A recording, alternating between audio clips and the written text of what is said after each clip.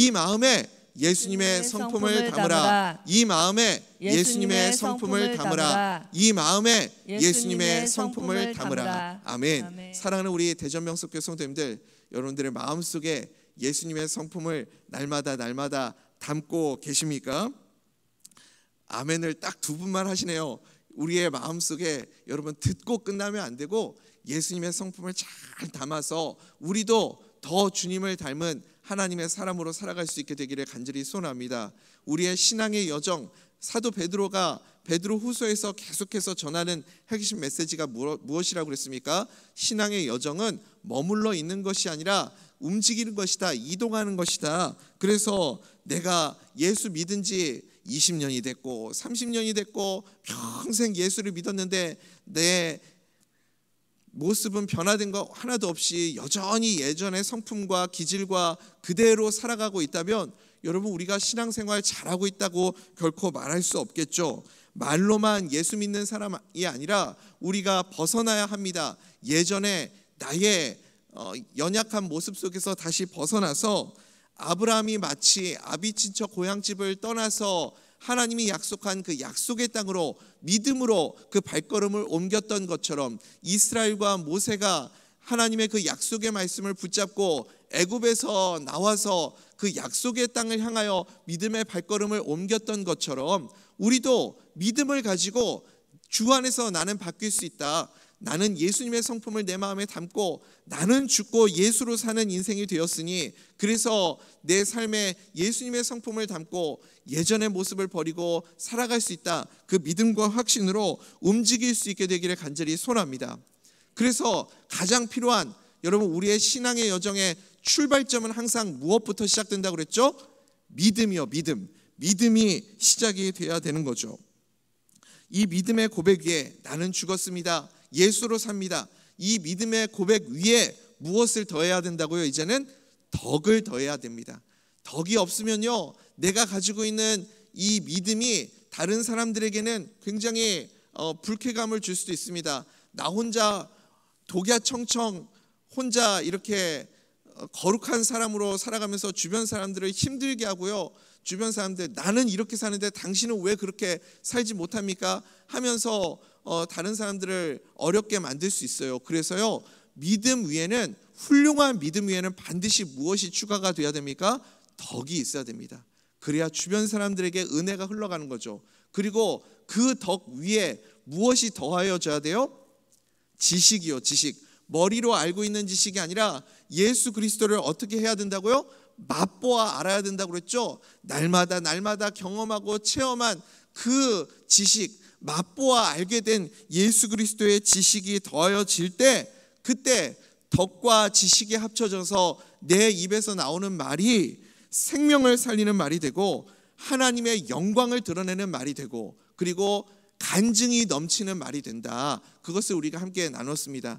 간증이 많은 사람은 어떤 사람이에요? 사연이 많은 사람이 아니라 나의 삶 가운데 모든 것을 예수 그리스도 중심으로 바라보고 대화하는 사람, 그 사람이 간증이 넘치는 사람이 되는 겁니다.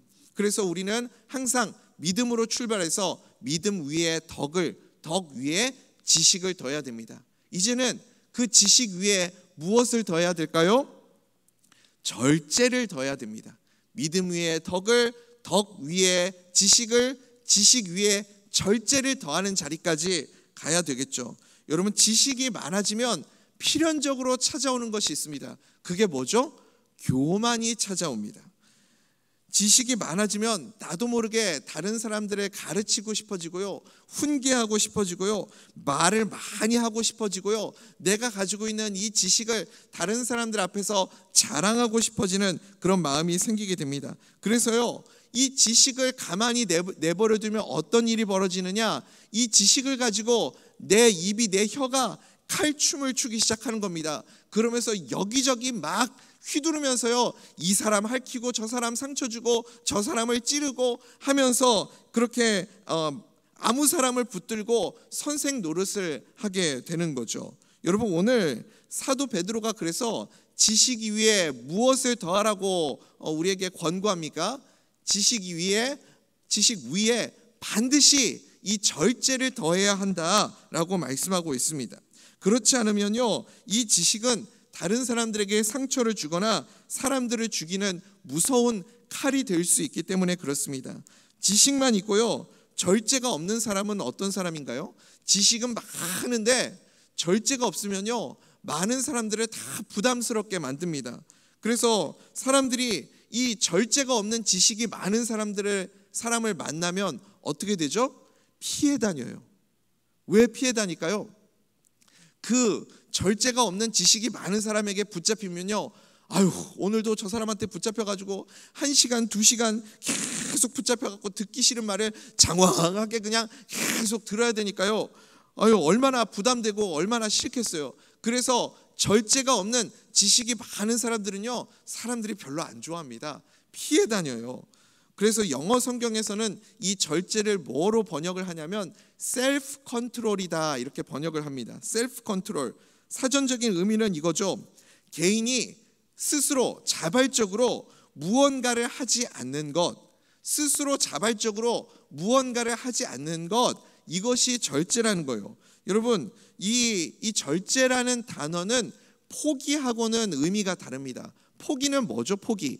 내가 언제 포기를 합니까? 내 힘에 바칠 때, 아이고, 이거 내 능력으로 할 수 없구나, 내 힘으로 이거 감당할 수 없구나, 스스로 한계에 봉착하고 부딪히게 될 때 우리는 포기를 하게 됩니다.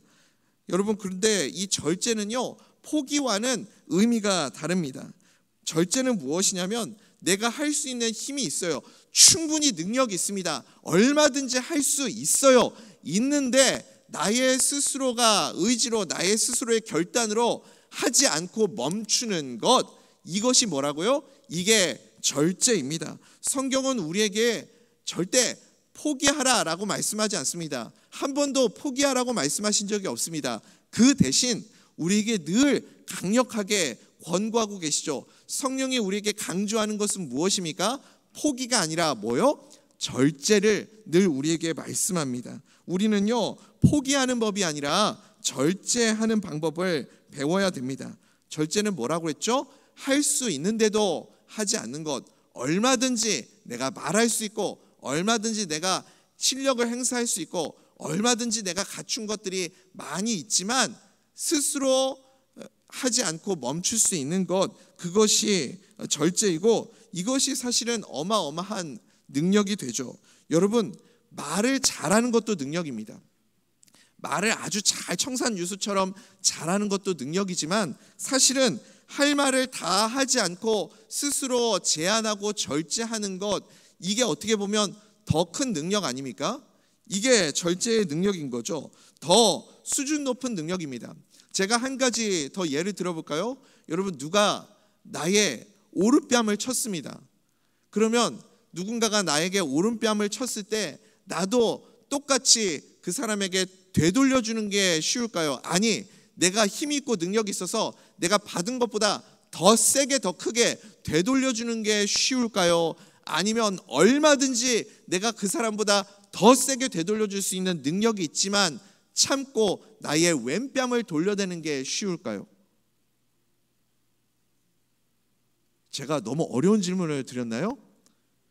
되돌려주는 게 훨씬 쉽죠. 사실 이거 정말 어려운 일 아닙니까? 내가 얼마든지 저 사람보다 더 강력하게 되돌려줄 수 있는 능력이 있음에도 불구하고 나의 왼뺨을 그 사람에게 돌려줄 수 있는 것은 정말 어마어마한 능력입니다. 대단한 사람이라는 거죠. 이것이 진정한 능력자이고 어떤 사람이에요? 예수 그리스도의 성품을 담은 자의 모습인 줄 믿습니다.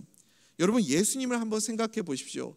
예수님은 우리에게 진정한 절제의 모범이 되어 주십니다. 예수님이 십자가에서 못 박히셨을 때 온갖 사람들에게 순환과 모욕을 당하고 침뱉음과 조롱을 받으시지 않으셨습니까? 그때 주님이 그곳에서 한 번이라도 참지 못하시고 십자가에서 내려오셔서 마음을 바꾸셨다면 아마 그곳에서 예수님을 조롱하고 모욕했었던 사람들 중에 살아남을 수 있는 사람이 아무도 없었을 겁니다. 아무도 그곳에서 살지 못했을 거예요. 하지만 주님이 그 능력을 사용하지 않으셨습니다. 끝까지 오래 참으심으로 사랑하는 마음으로 참고 인내하셨습니다. 예수님이 십자가에서 내려오지 않고 그 오래 참음의 사랑을 보여주심을 통해서 우리에게 무엇을 주셨어요? 구원의 길을 열어주신 줄 믿습니다. 예수님의 절제, 오래 참음 때문에 사실은 우리에게 구원의 길이 열린 것 아닙니까? 십자가에서 내려오실 수 있는 힘이 있으셨지만 우리를 구원하시기 위해서 그 힘을 주님은 사용하지 않으셨습니다. 그게 뭐라고요? 여러분, 절제입니다. 예수님이 40일 동안 이제 사역을 시작하시기 전에 40일 동안 금식을 하셨습니다. 그때 연단 받으실 때 마귀가 찾아와서 예수님을 유혹하죠. 뭐라고 유혹합니까? 저 돌덩이를 떡덩이가 되게 하라. 그러면 얼마든지 배부르게 먹을 수 있다. 그 유혹을 하게 됩니다. 예수님이 돌덩이가 떡덩이가 되게 하는 능력이 있으셨을까요? 없으셨을까요? 당연히 있으셨죠. 얼마든지 예수님은 그 돌덩이를 떡이 되게 만드실 수 있는 분이십니다. 떡이 아니라 뭐 원하시는 무엇이든지 무지개 떡도 만드실 수 있는 분이셨겠죠. 그렇지만 예수님께서 그렇게 하지 않으셨습니다. 예수님이 절제하심을 통해서 우리에게 무엇을 보여주십니까? 그렇구나, 사람이 떡으로만 사는 것이 아니고 예수님의 하나님의 입에서 나오는 하나님의 말씀으로 우리가 사는 것이구나. 그것을 예수님이 절제하심으로 우리에게 하늘의 진리를 보여주시지 않으셨습니까? 예수님의 능력은, 예수님의 진정한 능력은 가지고 있는 그 능력을 통해서 마귀를 이기고 마귀를 누리는 것이 아니라 오히려 하시지 않고 절제하심으로 마귀를 이기는 모습을 우리에게 보여주시지 않으셨습니까? 이것이 바로 놀라운 절제의 능력인 줄 믿습니다. 우리 모든 대전명석교회 성도님들이 이 절제를, 예수님의 절제를 우리 모두가 배울 수 있게 되기를 간절히 소원합니다. 이사야 선지자는 예수님에 대해서 이렇게 묘사하고 있습니다. 우리 이사야 53장 7절 말씀 같이 한번 천천히 또박또박 읽어보겠습니다. 시작. 그가 곤욕을 당하여 괴로울 때에도 그의 입을 열지 아니하였으며 마치 도수장으로 끌려가는 어린 양과 털 깎는 자 앞에서 잠잠한 양같이 그의 입을 열지 아니하였도다. 아멘. 아멘. 여러분, 오늘 이 이사야 53장 7절 말씀을 통해서 예수님의 절제의 모습이 무엇입니까? 침묵하는 절제의 모습을 보여주고 있습니다. 예수님은 도수장으로 끌려가는 그 어린 양처럼 도수장으로 끌려가는 그 상황 속에서도요, 소리 지르지 않으시고 침묵하셨습니다. 우리 같으면 어떻게 하겠어요? 우리 같으면 얼마나 억울해서, 얼마나 답답하고 속상해서 막 소리를 치지 않겠습니까? 이놈들 내가 누군지 알아 하면서 막 소리를 지르지 않았겠어요? 내가 지금 이거를 반드시 기억할 것이야, 이 치욕과 모욕을 내가 반드시 갚아줄 것이야 하면서 우리는요, 그 상황 속에서 막 소리를 지르고 두고 보자, 내가 부활하면 니들 절대 가만 안 둔다, 막 이랬을 텐데 예수님은 아무 말씀하지 않으셨습니다. 마치 말 못하는 사람처럼, 순한 양처럼 입을 열지 않으시고 십자가를 묵묵히 지시고 골고다를 올라가시지 않으셨습니까? 예수님이 그 절제의 극치를 보여주신 장면이 십자가인 줄 믿습니다. 사랑하는 우리 대전명석교회 성도님들, 우리도 이 예수님의 절제를 배울 수 있게 되기를 간절히 소원합니다. 그리고 예수님이 십자가를 지시고 그 구원의 길을 우리에게 열어주신 것처럼 우리도 주님을 따라서 그 십자가를 따라갈 수 있는 모두가 되기를 간절히 소원합니다. 십자가를 지고 가는 성도는 입이 무겁습니다. 입이 무거워야 돼요. 들어도 때로는 못 들은 척 해야 되고, 하고 싶은 말이 턱 밑까지 차올라도 침묵해야 됩니다.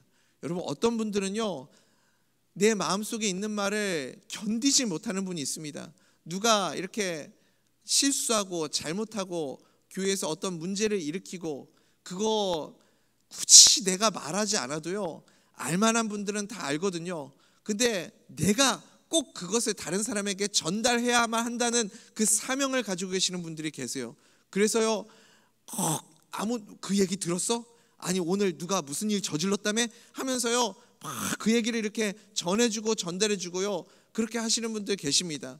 그러니까 진짜 십자가를 지고 가는 예수님의 사람은요, 내가 알아도 때로는 모르는 척, 또 저 사람의 허물을 봐도 못 본 척 덮어줄 수 있고, 또 그냥 지나갈 수 있고, 들었지만 못 들은 척 해줄 수도 있고, 턱 밑까지 내가 하고 싶은 말이 올라왔다가도 한번 다시 삼키고 절제할 수 있는 그런 마음이 우리 가운데 있게 되기를 간절히 소원합니다.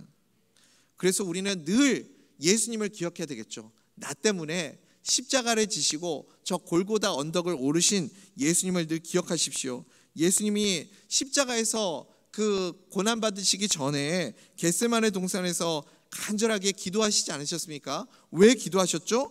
예수님에게도요, 이 십자가의 사역은 결코 쉬운 일이 아니었습니다. 예수님에게도요, 버거운 일이었어요. 그래서 주님이 뭐라고 기도하십니까? 마태복음 26장 39절 말씀이죠. 우리 같이 한번 읽어볼까요? 시작. 조금 나아가사 얼굴을 땅에 대시고 엎드려 기도하여 이르시되, 내 아버지여, 만일 할만하시거든 이 잔을 내게서 지나가게 하옵소서. 그러나 나의 원대로 마시옵고 아버지의 원대로 하옵소서 하시고. 아멘. 이 잔을 내게서 지나가게 해달라, 그렇게 주님께서 요청하십니다. 그러나 결국은 예수님은 누구의 뜻대로 그렇게 순종하셨습니까? 나의 원대로가 아니라 아버지의 뜻대로 순종하시는 모습을 보게 됩니다. 그래서요, 예수님은 하나님과 동일한 하나님이시면서도 하나님의 뜻에 순종하는 분이셨습니다. 여러분, 이게 놀라운 절제 아닙니까? 그래서 하나님의 나라가 분열 없이 든든하게 설 수 있는 이유가 무엇이냐면 이 예수님의 철저한 순종, 예수님의 절제가 있기 때문에 그렇습니다. 예수님은 하나님과 다투지 않으시고 늘 하나님의 뜻에 순종하여 하나님의 나라를 세우시는 분이십니다. 아버지여, 나의 뜻대로 마옵시고 아버지의 원대로 하옵소서. 이것이 예수님이 우리에게 보여주시는 절제의 극치의 모습인 줄 믿습니다.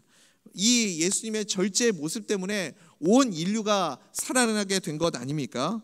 나의 뜻을 절제하면, 그래서요, 주변의 모든 사람들이 살아나게 됩니다.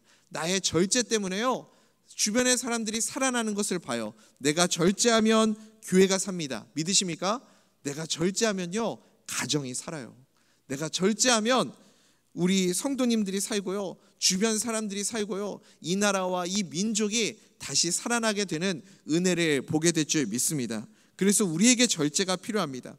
절제가 없으면 아무것도 아니게 되는 거죠. 그래서 믿음으로 출발해서 믿음 위에 덕을, 덕 위에 지식을, 지식 위에 절제를 더하십시오. 그리고 이제 어디까지 가야 됩니까? 절제 위에 인내를 더하는 자리까지 갈 수 있어야 됩니다.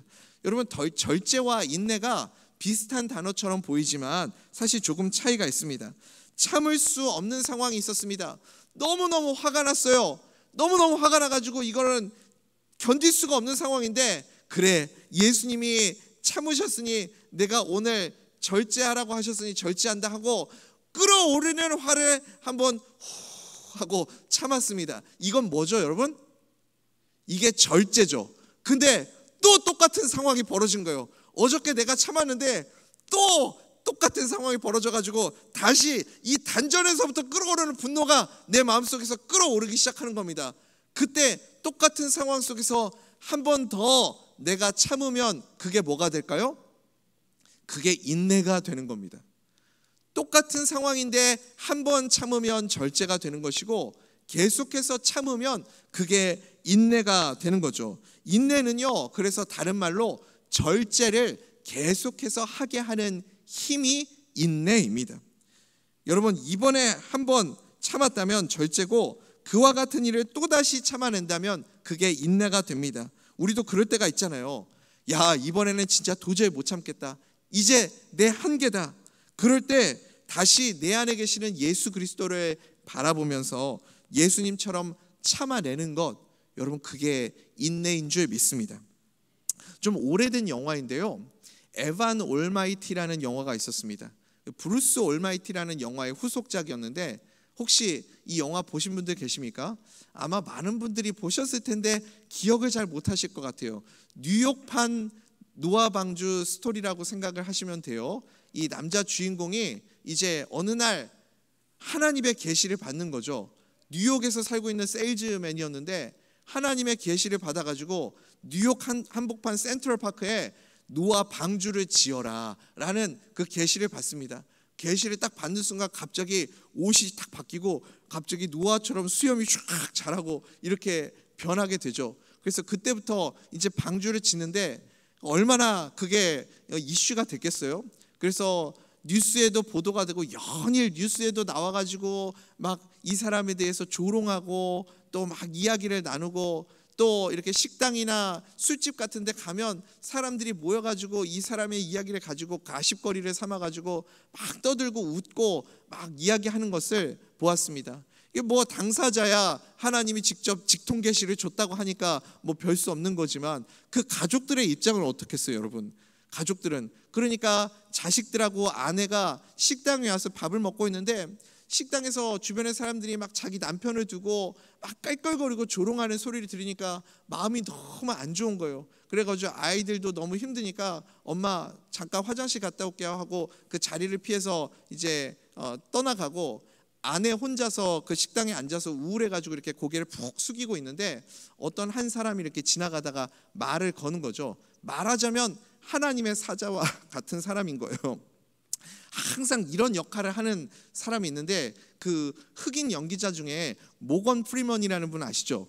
모건 프리먼. 이 사람이 거기서 나오거든요. 딱 나와가지고 혹시 뭐 필요한 거 있으십니까? 무슨 일 있으신가요? 하면서 지나가면서 이제 이야기를 해요. 그러면서 네 뭐 좀 힘든 일이 있네요 하면서 이런저런 속마음의 얘기들을 미국 사람들은 그렇게 모르는 사람하고 얘기를 잘하더라고요. 뭐 앉아가지고 둘이 뭐 이게 상담하는 것처럼 이런저런 대화를 거기서 두런두런 나누게 됩니다. 거기서 이렇게 이야기를 나누다가요, 이 아내의 이야기를 듣고 이 모건 프리먼이 이런 조언을 해줘요. 누군가가 당신에게 인내심을 달라고 기도하면 하나님은 그 기도하는 사람에게 인내심을 줄까요? 아니면 인내할 수 있는 상황을 주실까요?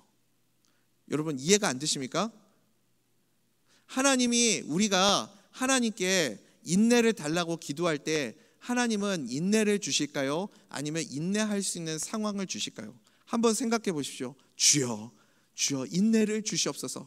지금 당장 right now 바로 지금 인내를 주옵소서. 이게 되게 재밌는 얘기인데 지금 당장 인내를 주옵소서 하면 하나님이 인내를 주시겠어요? 인내는 그렇게 주어지는 게 아니잖아요. 우리가 인내를 달라고 주님께 기도하면 하나님은 우리에게 인내를 주시는 것이 아니라 인내할 수 있는 상황, 인내를 키워낼 수 있는 상황을 우리에게 주시는 줄 믿습니다. 여러분 그래서요, 인내는요 어느 날 당장 하루 아침에 하늘에서 뚝 떨어지는 게 인내가 아니죠. 인내는 우리의 삶 가운데서 반드시 키워내야만 하는 예수님의 성품입니다. 예수님의 능력입니다. 하나님은 우리에게 무엇을 주시는가? 그 인내의 성품을 키워낼 수 있는 기회를 우리에게 선물로 주십니다. 인내심을 키워낼 수 있는 기회, 그래서 인내해야만 하는 상황들을 우리에게 주시는 거예요. 그 힘든 상황 속에서 우리에게 보석보다 귀한 인내심이 잉태되고 자라고 완전하게 되는 줄 믿습니다. 그러니 사랑하는 우리 대전명석교 성도님들, 그 인내는 나의 성품으로 이루어내는 것이 아니라 예수님의 성품으로 이루어내는 것을 여러분 꼭 믿으시기 바랍니다. 감당할 수 없는 상황이 오게 될 때, 도저히 참을 수 없는 내 이 절제의 한계에 오게 될 때 우리는 어떻게 될까요? 다시 그 믿음의 길을 걸어갔던 수많은 허다한 믿음의 선배들이 어떻게 그 믿음의 길을 가고 그 인내의 길을 돌파해 갔는지를 기억하십시오. 믿음의 주요 온전하게 하는 이신 예수를 바라봄을 통해서 다시 한번 절제 위에 인내를 더해서 그 인내의 열매들을 거두어낼 수 있는 하나님의 사람들 될 수 있기를 간절히 소원합니다. 이 말씀 읽고 이제 말씀 맺겠습니다. 우리 히브리서 12장 1절 2절 말씀 함께 읽어보겠습니다. 시작. 이러므로 우리에게 구름같이 둘러싼 허다한 증들이 있으니 모든 무거운 것과 얽매이기 쉬운 죄를 벗어버리고 인내로써 우리 앞에 당한 경주를 하며 믿음의 주요 또 온전하게 하는 이이신 예수를 바라보자. 그는 그 앞에 있는 기쁨을 위하여 십자가를 참으사 부끄러움을 개의치 아니하시더니 하나님 보좌 우편에 앉으셨느니라. 아멘. 이제 말씀 맺겠습니다. 사랑하는 우리 대전명석교 성도님들, 주 안에서 누구든지 바뀔 수 있습니다.